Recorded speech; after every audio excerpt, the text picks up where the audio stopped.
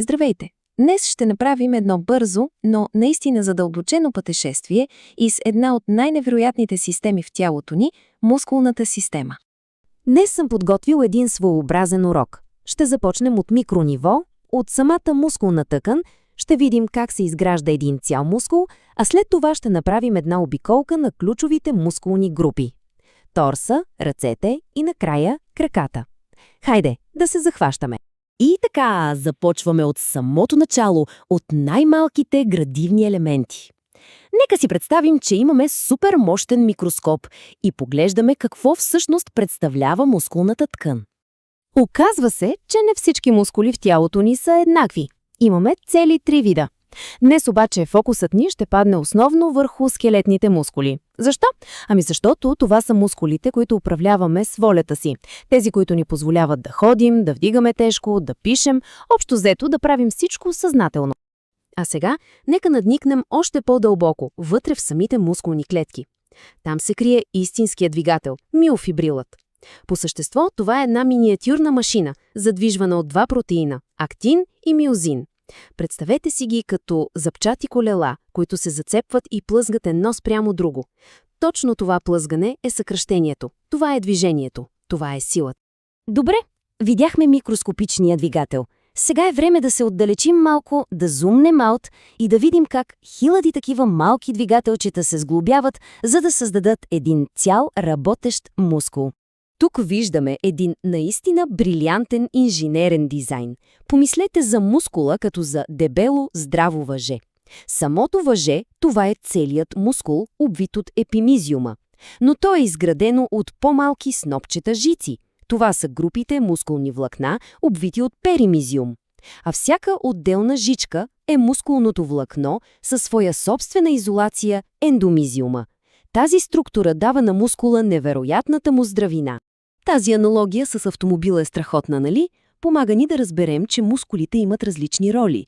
Имаме големите, мощни двигатели, които генерират основното движение, но имаме и по-малки, стабилизиращи мускули, които действат като амортисьори. Те обират вибрациите, пазят ставите и осигуряват прецизността на движението. Едното без другото просто не работи. И тук стигаме до една от най-важните концепции – перфектното партньорство. Всяко движение е резултат от танца между 2 мускула – агонист и антагонист. Агонистът е този, който върши работата. Той се съкращава. Но за да се случи това, неговия партньор от другата страна, антагонистът, трябва да се отпусне. Класическия пример – бицепс и трицепс. Когато сгъваме ръката, бицепсът е агонист, а трицепсът – антагонист. Когато я разгъваме, ролите се сменят. Гениално, нали? Добре, след като разбрахме основните принципи, е време за нашата обиколка из тялото. А откъде да започнем, ако не от ядрото, от центъра на всичката сила – торса? Ето ги и основните играчи в торса. Гръдните мускули – това са мускулите за бутане. Широкият гръбен – това са мускулите за дърпане. А коремните, прословутите плочки – не са само за красота. Те са ключови за сгъването напред и за стабилизирането на целият гръбнак. Всички те работят заедно като една добре смазана машина. Сега нека поговорим за един герой, който често остава незабелязан, защото е скрит дълбоко вътре – диафрагмата. Този мускул работи буквално всяка секунда от живота ни. С всяко вдишване той се съкращава и слиза надолу, за да направи място на белите дробове да се разширят. Неуморен, постоянен, абсолютно жизнено важен. А сега нагоре, към главата и шията. Тук мускулите са по-малки, но изключително специализирани. Имаме мощните дъвкателни мускули, но имаме и десетки фини, мимически мускули.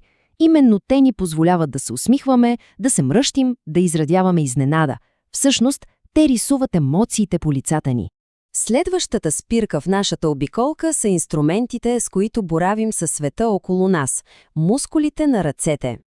Всичко започва от рамото, а там царят е делтовидният мускул. Този мускул е отговорен за почти всяко повдигане на ръката. Независимо дали посягаме за нещо на висок рафт или просто махаме за поздрав, делтовидният мускул е този, който върши работата. И ето го отново нашият любим пример за перфектното партньорство – бицепса и трицепса. Бицепсът сгъва лактия, а трицепсът го изправя. Те са идеалната илюстрация на принципа агонист-антагонист. Единият работи, другият почива. И така движението е плавно и контролирано. И стигаме до финалната част на нашата обиколка – основите. Мускулите, които ни носят през света всеки ден, мощните мускули на краката. Ето го и големият седалищен мускул. Често се смята за най-големия, но по-важното е, че той е може би най-важният мускул за нашата изправена стойка. Основната му работа не е просто да генерира сила за тичане или скачане, а да поддържа торса ни изправен. И така, въпросът е, кой е най-големия мускул в тялото? Отговорът може да е изненадващ. Всъщност не е един мускул, а група от 4, които работят като едно цяло. Говорим за квадрицепса, огромната мускулна група в предната част на бедрото. И тук отново виждаме перфектен баланс. Отпред имаме квадрицепса, който изправя коляното, отзад са задните бедрени мускули, които сгъват коляното, а по-надолу е прасецът, който завършва с прочутото ахилесово сухожилие и ни дава експлозивната сила да се оттласнем от земята. И така, нашата обиколка приключи. Видяхме колко много и различни мускули имаме и как всеки си има своята специфична роля. Което пък води до един интересен въпрос, нали? Кой от всички тези мускули е най-важният?